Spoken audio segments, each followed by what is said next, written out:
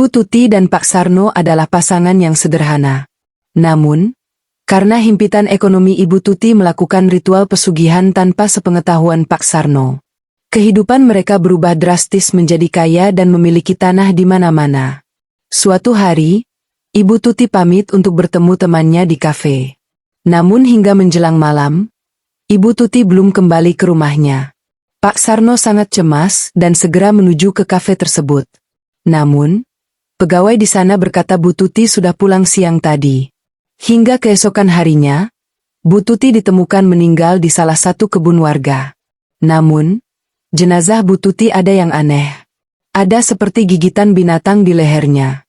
Ketika sore itu polisi datang dan memberitahu Pak Sarno jika jenazah Bu Tuti harus diotopsi, makam pun dibongkar hingga sesuatu yang mengejutkan terjadi. Apa yang sebenarnya terjadi? Tonton dan simak cerita menarik dalam video berikut ini. Di sebuah desa kecil yang jauh dari hiruk-pikuk kota, hiduplah sepasang suami istri sederhana, Ibu Tuti dan Pak Sarno. Mereka bukan orang kaya, tetapi mereka selalu berusaha untuk menjalani hidup dengan penuh syukur. Rumah mereka pun sederhana, berdinding kayu dengan atap genteng yang sudah mulai menua dimakan waktu. Namun, di sanalah mereka berbagi tawa dan cerita setiap harinya. Ibu Tuti adalah seorang pedagang sayur di pasar desa. Setiap pagi sebelum fajar menyingsing, ia sudah bangun menyiapkan dagangan, dan pergi ke pasar dengan sepeda tuanya. Di sana, ia menggelar lapak kecil berisi aneka sayur segar yang didapat dari petani sekitar.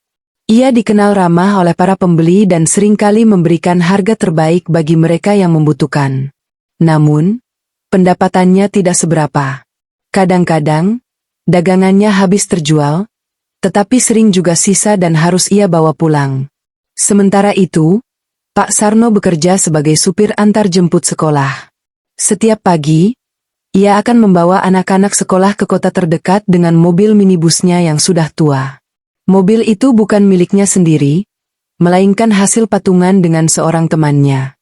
Meskipun begitu, ia tetap bersyukur karena pekerjaan itu bisa membantunya mencukupi kebutuhan rumah tangga. Pak Sarno dikenal sebagai pria yang jujur dan pekerja keras. Ia tak pernah mengeluh meski harus bekerja sejak subuh hingga sore hari.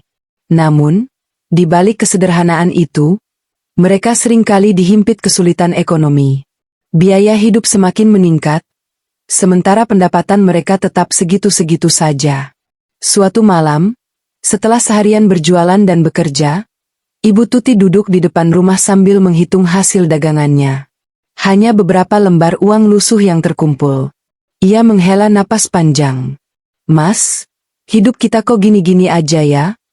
katanya sambil menatap Pak Sarno yang sedang duduk di kursi bambu. Pak Sarno tersenyum tipis, mencoba menenangkan istrinya.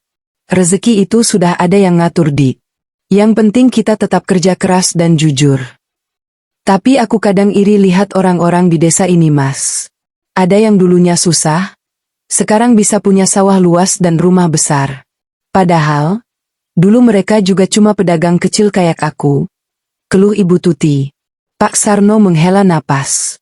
Ia tahu apa yang dirasakan istrinya, tapi ia tidak pernah ingin tergoda untuk mencari jalan pintas dalam hidup. Baginya, kebahagiaan bukan hanya tentang kekayaan, tetapi juga ketenangan hati. Jangan dibanding-bandingin, Dik. Kita nggak tahu mereka dapat kekayaan itu dari mana. Yang penting kita hidup dengan cara yang benar, kata Pak Sarno sambil menggenggam tangan istrinya. Malam itu, Ibu Tuti tidak bisa tidur. Ia terus memikirkan kata-kata suaminya, tetapi di dalam hatinya, ia mulai merasa bahwa hidup ini tidak adil. Mengapa ada orang yang bisa mendapatkan kekayaan dengan begitu mudah, sementara mereka harus bekerja banting tulang setiap hari tanpa hasil yang berarti? Keesokan harinya di pasar, seorang pedagang lain, Bu Nari, datang menghampiri Ibu Tuti. "Tuti, aku lihat kamu sering melamun belakangan ini. Kenapa?" tanyanya sambil menyusun dagangannya. Ibu Tuti tersenyum tipis. "Ah, nggak apa-apa Nari. Cuma kepikiran aja, kapan ya hidupku bisa lebih baik? Dagangan kadang laku, kadang enggak. Susah banget ngumpulin uang." Bu Nari menatapnya dengan pandangan penuh rahasia.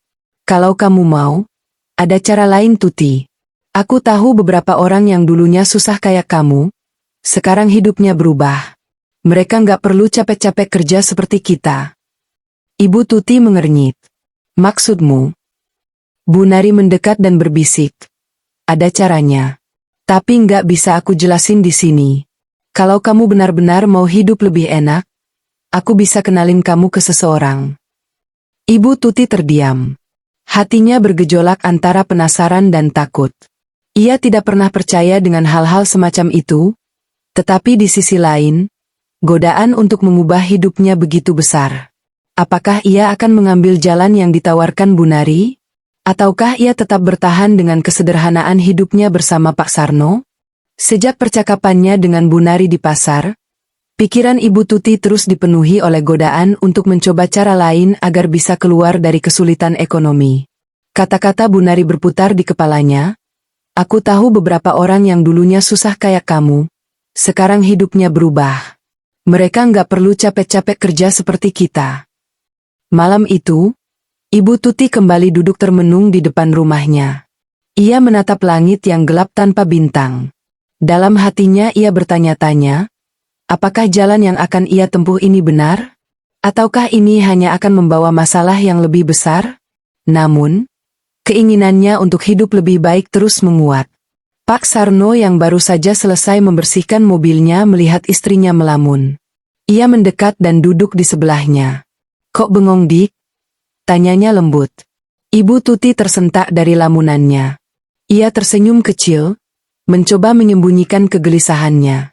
Enggak Mas. Cuma mikir dagangan besok aja. Pak Sarno mengangguk. Ia memang tahu istrinya sering berpikir keras tentang dagangan, tapi ia merasa ada sesuatu yang berbeda kali ini. Namun, ia tidak mau memaksa istrinya untuk bercerita jika memang belum siap. Keesokan harinya, sebelum berangkat ke pasar, Ibu Tuti menghampiri Bu Nari yang sedang merapikan dagangannya. Nari, kamu bilang bisa kenalin aku ke seseorang? Aku mau tahu lebih lanjut, kata Ibu Tuti dengan suara pelan, takut ada orang lain yang mendengar. Bu Nari tersenyum misterius. Aku sudah tahu kamu bakal datang ke aku lagi. Datanglah ke rumahku malam ini, tapi jangan bilang siapa-siapa. Aku akan mengenalkanmu ke orang yang bisa membantu. Malam itu, setelah Pak Sarno tertidur, Ibu Tuti diam-diam keluar rumah dan menuju rumah Bu Nari yang terletak di ujung desa. Hatinya berdebar kencang, bukan hanya karena ketakutan, tetapi juga karena harapan bahwa ini mungkin bisa menjadi jalan keluar dari semua kesulitannya. Di rumah Bu Nari, sudah ada seorang lelaki tua berjubah hitam yang duduk di atas tikar dengan tatapan tajam yang membuat bulu kuduk berdiri. Kamu yang ingin mengubah hidupmu? Tanya lelaki itu dengan suara berat. Ibu Tuti menelan ludah. Iya Pak. Lelaki itu mengangguk. Ada harga yang harus dibayar. Apakah kamu siap menerima konsekuensinya? Ibu Tuti ragu sejenak, tetapi kemudian mengangguk. Saya siap. Lelaki itu kemudian mengeluarkan sebaskom air yang di dalamnya terlihat bayangan seekor kera hitam. Matanya merah menyala, seolah sedang mengamati mereka dari dalam air. Ini adalah pesugihan kera. Jika kamu ingin kaya, kamu harus bersedia mengikuti syaratnya, ujar lelaki itu. Ibu Tuti menatap air itu dengan ketakutan. Syaratnya apa? Tanyanya dengan suara bergetar. Kamu harus memberi makan kera ini dengan sesajen yang aku tentukan setiap malam Jumat. Dan satu hal yang harus kamu ingat, kamu tidak boleh berhenti memberi sesajen, atau nyawamu akan menjadi gantinya, kata lelaki itu sambil menatap tajam ke arah Ibu Tuti. Ibu Tuti menelan ludah. Ia tahu ini berbahaya, tetapi pikirannya sudah dipenuhi oleh impian tentang kehidupan yang lebih baik. Tanpa berpikir panjang lagi, ia mengangguk. Baik, aku akan melakukannya. Lelaki itu tersenyum tipis. Ia lalu mengucapkan mantra, dan air dalam baskom itu tiba-tiba bergejolak. Bayangan kera di dalamnya semakin jelas, seolah-olah makhluk itu akan keluar dari dalam air. Kamu sudah terikat perjanjian, kata lelaki itu dengan suara pelan namun menggetarkan hati. Sejak malam itu, hidup Ibu Tuti perlahan mulai berubah. Awalnya, Ia tidak merasakan perbedaan apapun. Namun, beberapa hari kemudian, dagangannya di pasar selalu ludes dalam waktu singkat. Bahkan, pelanggan mulai berdatangan lebih banyak dari biasanya. Beberapa orang datang dan membeli dalam jumlah besar. Tak hanya itu, tiba-tiba ada orang yang menawarkan sebidang tanah dengan harga murah, dan secara ajaib Ibu Tuti memiliki cukup uang untuk membelinya. Pak Sarno mulai heran melihat perubahan ini. "Kok tiba-tiba rezeki kita lancar banget, Dik?" tanyanya suatu malam. Ibu Tuti hanya tersenyum. "Mungkin ini memang rezeki kita, Mas. Aku juga nggak tahu. Tiba-tiba aja banyak pelanggan datang." Pak Sarno mencoba untuk tidak terlalu memikirkannya. Baginya, jika rezeki datang, itu adalah berkah. Namun, tanpa ia sadari, ada sesuatu yang gelap sedang mengintai di balik kekayaan mendadak itu. Beberapa bulan kemudian, kehidupan mereka benar-benar berubah drastis. Ibu Tuti dan Pak Sarno bukan lagi pasangan miskin di desa. Mereka memiliki beberapa tanah, rumah mereka direnovasi menjadi lebih besar, dan mereka bahkan bisa membeli mobil sendiri. Malam itu, Pak Sarno duduk di teras rumahnya sambil menikmati udara malam yang sejuk. Dulu, rumah mereka hanya berdinding kayu dengan atap bocor di beberapa bagian, tetapi kini, berkat kekayaan yang tiba-tiba datang, rumah mereka telah berubah menjadi bangunan kokoh dengan cat mengkilap dan perabotan mahal. Namun, ada sesuatu yang membuatnya tidak sepenuhnya merasa bahagia, perubahan sikap Ibu Tuti. Sejak beberapa bulan terakhir, istrinya semakin sering keluar rumah tanpa alasan yang jelas. Kadang ia mengatakan ingin bertemu teman, kadang ada urusan di pasar, tetapi entah mengapa, Pak Sarno merasa ada sesuatu yang disembunyikan oleh istrinya. Suatu sore, Ibu Tuti pamit kepadanya. "Mas, aku mau pergi sebentar ketemu teman di kafe," katanya sambil mengenakan pakaian terbaiknya. Pak Sarno yang sedang mencuci mobil menoleh dan mengernyitkan dahi. "Ketemu siapa, Dik?" tanyanya. "Ah, biasa teman lama," jawab Ibu Tuti singkat. Pak Sarno merasa ada yang janggal. Istrinya jarang sekali pergi ke kafe. Apalagi sejak mereka menjadi kaya, Ibu Tuti semakin sering bepergian sendiri. Ia menatap istrinya lama, mencoba membaca ekspresinya. Dalam hatinya, ada firasat aneh yang membuat dadanya terasa sesak. "Kok aku punya perasaan gak enak ya?" gumamnya lirih, tetapi ia memilih mengabaikannya. Hari semakin malam. Pak Sarno duduk di ruang tamu, menunggu kepulangan istrinya. Jarum jam di dinding sudah menunjukkan pukul 10 malam, tetapi Ibu Tuti belum juga pulang. Pak Sarno mulai gelisah. Biasanya, kalau pergi keluar, Ibu Tuti tidak pernah pulang selama ini. Pikirannya mulai dipenuhi berbagai kemungkinan buruk. Apakah istrinya baik-baik saja? Apa yang sebenarnya sedang terjadi? Ia mencoba menelepon, tetapi ponsel Ibu Tuti tidak aktif. Tanpa pikir panjang, Pak Sarno segera mengambil kunci mobil dan bergegas menuju kafe yang disebutkan oleh istrinya. Saat tiba di kafe, suasana sudah mulai sepi. Beberapa pegawai sedang merapikan meja dan kursi. Pak Sarno segera menghampiri seorang pegawai perempuan yang sedang menyapu di depan pintu. "Mbak, maaf mengganggu. Apa tadi sore ada perempuan datang ke sini namanya Tuti?"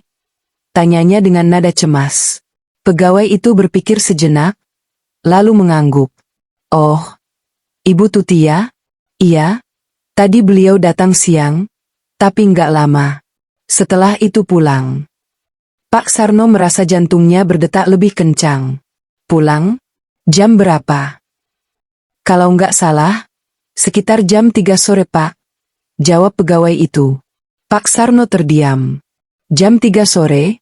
Lalu, kemana istrinya setelah itu? Mengapa ia belum pulang? Rasa paniknya semakin menjadi. Ia mengucapkan terima kasih kepada pegawai itu, lalu segera kembali ke mobilnya. Sekarang, pikirannya benar-benar kacau. Pak Sarno langsung menuju rumah kepala desa untuk melaporkan bahwa istrinya belum pulang. Kepala desa yang mendengar laporan itu segera mengumpulkan beberapa warga untuk membantu mencari Ibu Tuti. "Warga terakhir yang melihat Bu Tuti di mana, Pak?" tanya salah satu warga. "Tadi siang di kafe. jawab Pak Sarno dengan suara gemetar. Beberapa warga mulai menyisir jalan-jalan desa, berharap menemukan petunjuk keberadaan Ibu Tuti. Mereka membawa senter dan berkeliling ke berbagai sudut desa, termasuk area pasar dan jalan menuju kebun. Namun, hingga larut malam, hasilnya nihil. Tidak ada seorang pun yang melihat atau mengetahui keberadaan Ibu Tuti setelah ia keluar dari kafe. Pak Sarno semakin putus asa. Tubuhnya terasa lemas, pikirannya kacau. Ia duduk di balai desa dengan tatapan kosong, mencoba menenangkan diri. Kepala desa menepuk bahunya. Besok pagi kita lapor ke polisi, Pak Sarno. Sekarang lebih baik kita istirahat dulu. Pak Sarno mengangguk lemah. Ia tidak punya pilihan lain selain menunggu. Namun, di dalam hatinya, ia merasa ada sesuatu yang buruk telah terjadi. Keesokan harinya, saat matahari baru muncul di ufuk timur, seorang warga datang berlari-lari ke balai desa dengan wajah pucat. "Pak, di kebun belakang rumah Pak Marwan, ada mayat perempuan," teriaknya dengan suara gemetar. Semua orang terkejut. Pak Sarno langsung berdiri dengan napas tersengal-sengal. "Siapa?" tanyanya panik. Warga itu tidak langsung menjawab, tetapi sorot matanya penuh dengan ketakutan. Pak Sarno berlari menuju lokasi yang dimaksud, diikuti oleh warga lain.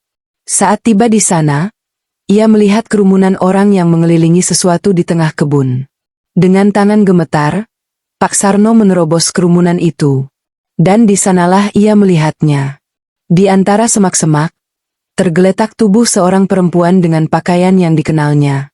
Wajahnya pucat, matanya tertutup rapat. Tetapi yang paling mengerikan, di lehernya terdapat bekas luka gigitan yang terlihat seperti bekas serangan binatang buas. Pak Sarno terhuyung. Lututnya terasa lemas, dan ia hampir jatuh jika tidak ditahan oleh seorang warga. "Istriku." Suaranya bergetar, hampir tidak bisa keluar dari tenggorokannya. Air matanya menggenang, dadanya terasa sesak. Orang-orang yang ada di sekitarnya hanya bisa terdiam, ngeri dengan pemandangan di depan mereka. Kehidupan Pak Sarno yang tadinya sederhana, lalu berubah menjadi penuh kemewahan, kini berubah menjadi sebuah mimpi buruk yang tidak pernah ia bayangkan. Pak Sarno masih berdiri terpaku di tengah kebun, tubuhnya lemas, kakinya terasa berat seperti tertanam di tanah. Mata tuanya menatap tubuh Ibu Tuti yang terbujur kaku di antara semak-semak. Mulutnya terbuka sedikit, seolah hendak mengatakan sesuatu sebelum napas terakhirnya. Namun, yang paling mengerikan adalah luka di lehernya, bekas gigitan yang tak wajar, seperti dilumat oleh sesuatu yang bukan manusia.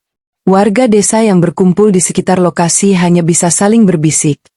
Beberapa dari mereka bahkan mundur perlahan, takut mendekati mayat Ibu Tuti. "Pak Sarno, tabahkan hatimu," ujar kepala desa dengan suara pelan, menepuk bahu Pak Sarno yang masih terpaku di tempatnya. Pak Sarno menelan ludah, napasnya tersengal. "Siapa? Siapa yang tega melakukan ini ke istriku?" Suaranya hampir tak terdengar. Tidak ada yang bisa menjawab. Semua orang terdiam, ketakutan. Tak lama kemudian, pihak kepolisian tiba di lokasi setelah laporan resmi diajukan pagi itu. Seorang polisi berlutut di dekat jasad Ibu Tuti, mengamati luka-luka di tubuhnya. "Ini bukan luka biasa," gumamnya sambil memeriksa leher Ibu Tuti dengan senter. "Bekasnya seperti gigitan binatang, tapi di sekitar sini tidak ada hewan liar yang bisa melakukan ini." Pak Sarno semakin bingung. Ia mencoba berpikir keras, tetapi kepalanya terasa penuh. Istrinya pergi ke kafe, tetapi pegawai di sana mengatakan bahwa ia sudah pulang sejak siang. Lalu, bagaimana mungkin ia ditemukan meninggal di kebun warga di malam hari?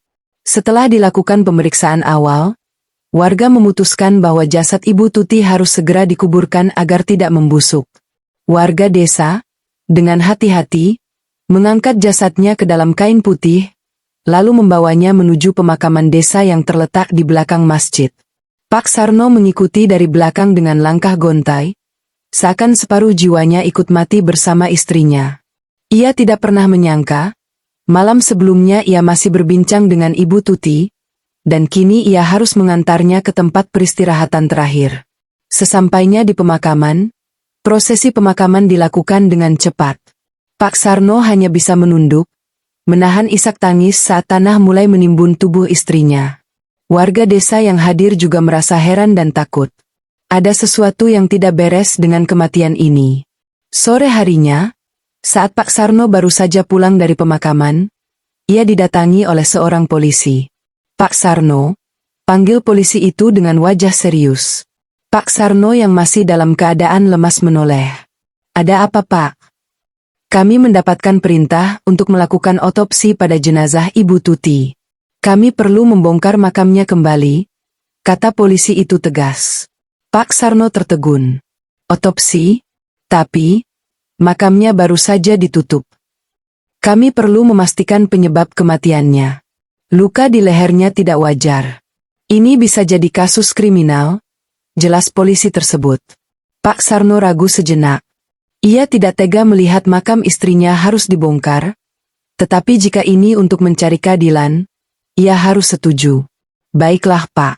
Saya setuju," katanya akhirnya. Polisi itu mengangguk, lalu segera menghubungi timnya untuk melakukan pembongkaran makam. Saat petugas dan beberapa warga mulai menggali kembali makam Ibu Tuti, suasana semakin tegang. Semua orang menahan napas, menunggu untuk melihat apa yang akan mereka temukan. Namun, begitu petugas membuka kain kafan yang membungkus jasad Ibu Tuti, terdengar suara teriakan kaget dari warga. Pak Sarno yang berdiri di samping polisi langsung mendekat. Namun, begitu ia melihat apa yang ada di dalam kain kafan itu, tubuhnya langsung melemas. Di dalam kafan, bukan tubuh Ibu Tuti yang mereka temukan, melainkan sebuah batang pisang besar yang terbungkus kain putih. Pak Sarno jatuh terduduk. Matanya melebar, nafasnya tercekat. Ini nggak mungkin." Warga desa yang menyaksikan kejadian itu langsung geger. Beberapa orang berteriak ketakutan, sementara yang lain melangkah mundur dengan wajah pucat pasi. Ini sihir. Ini bukan kejadian biasa," seru salah satu warga. Kepala desa segera menenangkan mereka. "Tenang, kita harus berpikir jernih." Namun, bagaimana mungkin mereka bisa berpikir jernih setelah melihat kejadian seperti ini? Polisi yang awalnya skeptis kini mulai merasakan hawa dingin merayap di tengkuknya. "Apa mungkin ini pesugihan?" gumam salah satu petugas. Pak Sarno tidak bisa berkata apa-apa. Dadanya terasa sesak, pikirannya berputar-putar. Apakah ini ada hubungannya dengan perubahan hidup mereka yang mendadak kaya? Apakah selama ini istrinya menyembunyikan sesuatu darinya? Ia merasa ada sesuatu yang mengawasinya dari kejauhan. Dan untuk pertama kalinya dalam hidupnya, Pak Sarno benar-benar merasa ketakutan. Pak Sarno masih terduduk lemas di tepi makam yang kini hanya berisi batang pisang terbungkus kafan. Tangannya gemetar, kepalanya berdenyut hebat. Suasana di sekelilingnya kacau, warga desa berbisik ketakutan, beberapa bahkan mundur dengan wajah pucat. Polisi yang hadir pun tampak bingung, tak tahu harus bersikap bagaimana menghadapi situasi yang di luar nalar ini. Kepala desa mencoba menenangkan warga. "Semua harap tetap tenang. Kita harus mencari tahu apa yang sebenarnya terjadi," katanya, meskipun suaranya sendiri terdengar goyah. Seorang petugas polisi yang sejak tadi diam akhirnya berbicara. "Pak Sarno, apa Ibu Tuti pernah terlibat dalam sesuatu yang mencurigakan? Mungkin pernah berubah sikap, atau memiliki sesuatu yang tak biasa?" Pak Sarno menatap polisi itu dengan mata kosong. Saya tidak tahu. Tapi, akhir-akhir ini Tuti memang sering pergi tanpa bilang kemana," katanya lirih. Sejenak, ia mengingat kembali semua perubahan yang terjadi. Bagaimana kehidupan mereka tiba-tiba menjadi kaya raya, bagaimana istrinya sering keluar rumah tanpa alasan jelas, dan bagaimana firasat buruk selalu menghantuinya belakangan ini. Seorang warga tiba-tiba berseru, "Ini pasti pesugihan. Dulu ada kejadian serupa di desa sebelah. Mayatnya diganti batang pisang." Kata-kata itu membuat suasana semakin tegang. Warga yang tadi hanya berbisik, kini mulai berani bersuara. "Benar. Aku juga pernah dengar. Ada orang yang mencari kekayaan lewat pesugihan, tapi kalau gagal, nyawanya yang jadi tumbal. Kita harus cari tahu, jangan-jangan Ibu Tuti memang melakukan pesugihan. Pak Sarno merasa dadanya semakin sesak. Ia tidak ingin percaya bahwa istrinya terlibat dalam hal semacam itu, tetapi semua petunjuk seolah mengarah ke satu kesimpulan yang menakutkan. Malam itu, Pak Sarno tidak bisa tidur. Ia hanya duduk di ruang tamu, menatap kosong ke dinding rumah yang dulu hanyalah rumah sederhana, tetapi kini megah berkat kekayaan mendadak mereka. Kekayaan, gumamnya lirih. Dulu, mereka hidup sederhana tapi bahagia. Namun, sejak mereka menjadi kaya, entah mengapa hatinya tidak pernah merasa benar-benar tenang. Ia memejamkan mata, mencoba mengingat setiap detail yang mungkin ia lewatkan. Dan tiba-tiba, ia teringat sesuatu. Satu malam, beberapa bulan lalu, ia terbangun dan mendapati tempat tidur di sampingnya kosong. Ibu Tuti tidak ada di kamar. Saat ia mencari di luar, ia melihat istrinya berjalan pergi ke arah kebun belakang rumah dengan membawa sesuatu dalam nampan. Namun, saat itu ia tidak menaruh curiga. Pikiran Pak Sarno berputar semakin cepat. Ia harus mencari jawaban. Keesokan harinya, sebelum matahari terbit, Pak Sarno bergegas menuju rumah Bu Nari, sahabat Ibu Tuti yang dulu pernah ia curigai. Ia mengetuk pintu dengan keras. Bu Nari, tolong buka pintunya. Beberapa saat kemudian, pintu rumah terbuka sedikit, dan muncul wajah Bu Nari yang terlihat waspada. Pak Sarno, ada apa pagi-pagi begini? Tanyanya dengan suara bergetar. Pak Sarno menatapnya tajam. Aku ingin tahu yang sebenarnya. Apa Tuti pernah cerita sesuatu ke kamu? Apa dia melakukan pesugihan? Wajah Bu Nari langsung pucat. Matanya menghindari tatapan Pak Sarno. Pak Sarno semakin curiga. Jawab Bu Nari. Ini soal nyawa istriku. Suaranya bergetar antara marah dan putus asa. Bu Nari menunduk, lalu menghela napas panjang.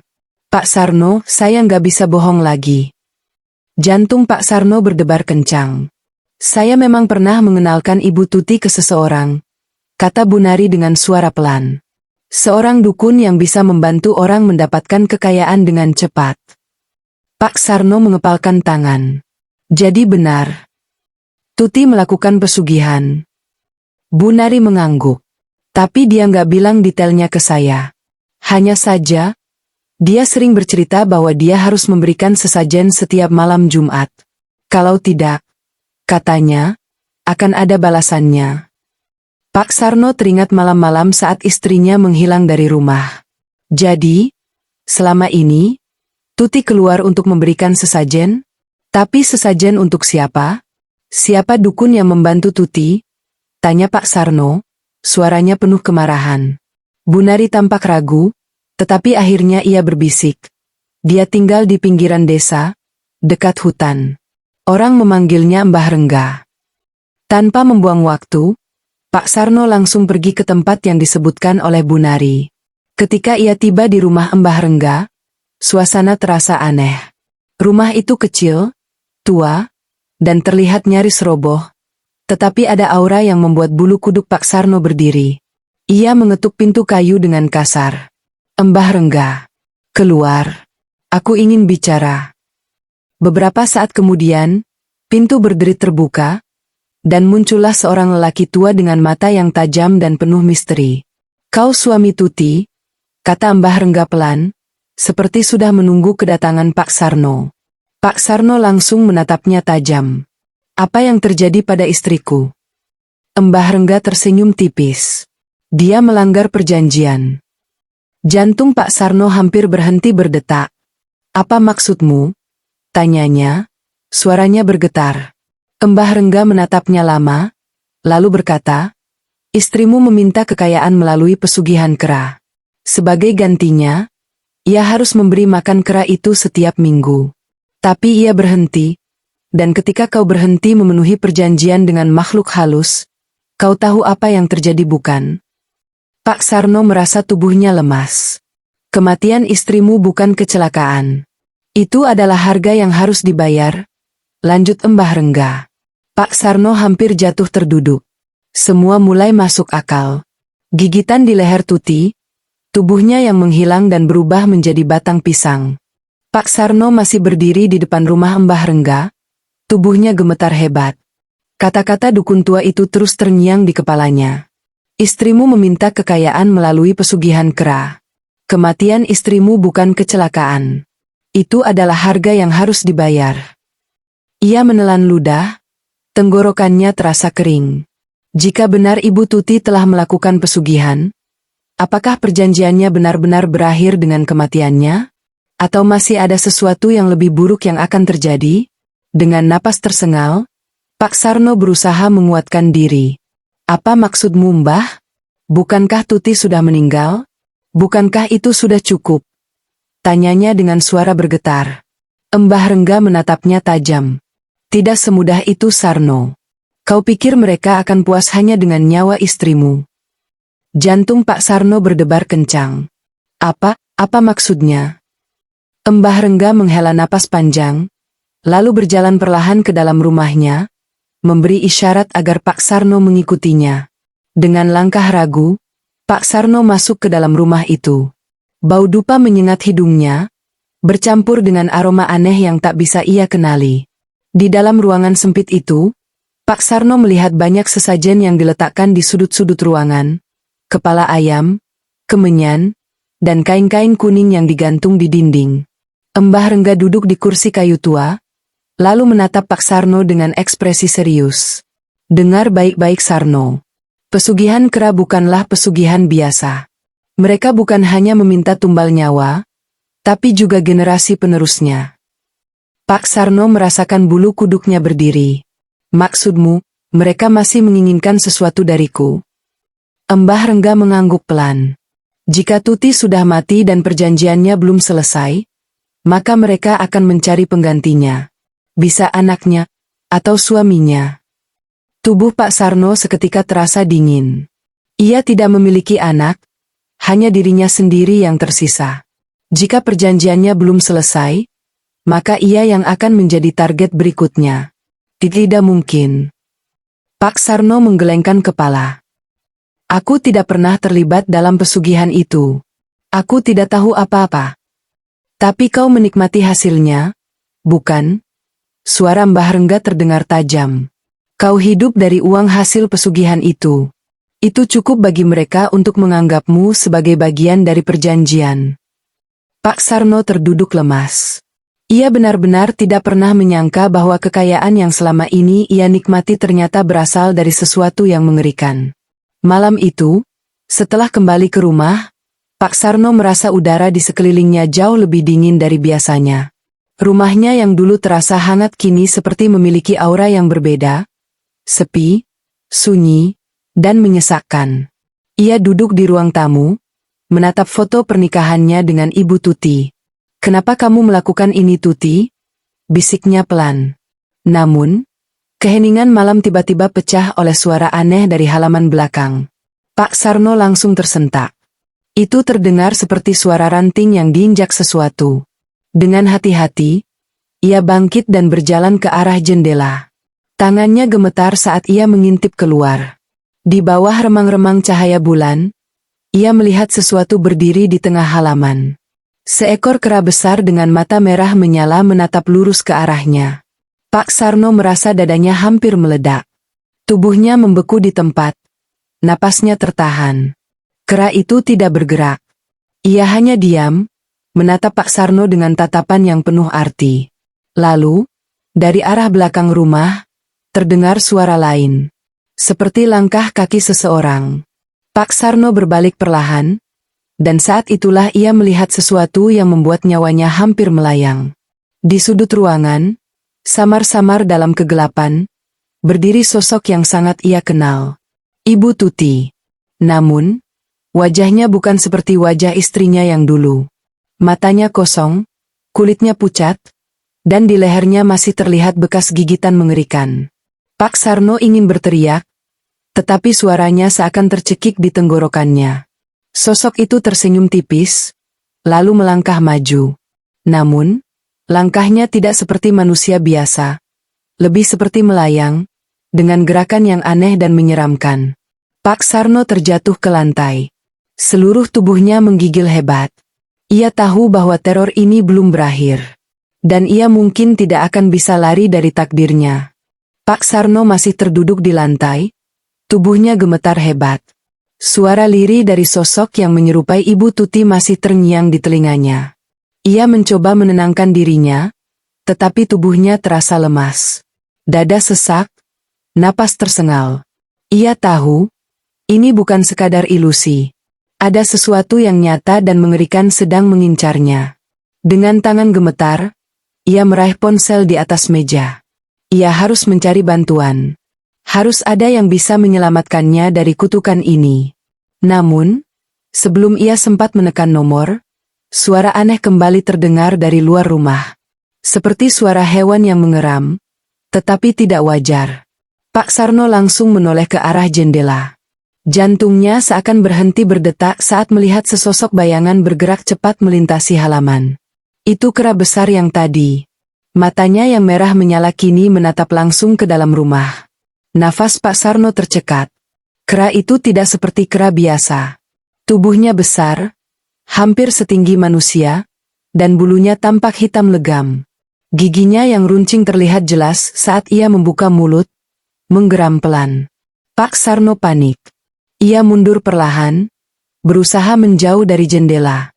Namun, kera itu tiba-tiba meloncat dan mencengkeram jendela dengan cakarnya yang panjang dan tajam. Jendela bergetar keras, hampir pecah. Pak Sarno langsung berlari menuju pintu depan. Ia harus keluar dari rumah ini. Ia tidak peduli harus kemana, yang penting ia bisa menjauh dari makhluk itu. Namun, saat tangannya menyentuh gagang pintu, suara lain terdengar dari belakangnya. Pak Sarno merasakan tengkuknya meremang. Itu suara Ibu Tuti. Namun, kali ini lebih dekat. Dengan sangat pelan, Pak Sarno menoleh ke belakang. Dan di sana, hanya beberapa langkah darinya, berdiri sosok Ibu Tuti dalam keadaan yang lebih mengerikan daripada sebelumnya.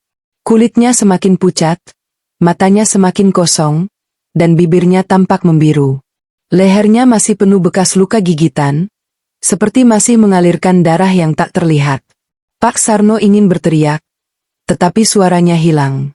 Tiba-tiba, suara keras dari jendela terdengar lagi. Kera hitam itu kini berusaha menerobos masuk. Cakarnya menggores kaca dengan suara yang mengerikan. Pak Sarno semakin panik. Ia tidak tahu harus melakukan apa. Aku tidak mau mati, serunya. Air mata mulai mengalir di pipinya. Sosok Ibu Tuti hanya menatapnya dengan ekspresi yang sulit diartikan. Kalau begitu, kau harus mencari pengganti. Pak Sarno terdiam. Pengganti? Kau harus memberikan mereka seseorang. Seseorang yang bisa menjadi tumbal selanjutnya. Jantung Pak Sarno semakin berdebar. Ia tidak percaya apa yang baru saja didengarnya. Ia harus mengorbankan orang lain agar bisa selamat? Tidak. Aku tidak bisa melakukan itu, teriaknya. Tiba-tiba, suara kera itu semakin keras, dan dalam sekejap, jendela pecah. Pak Sarno langsung berlari ke kamar dan mengunci pintu dengan cepat. Napasnya tersengal-sengal.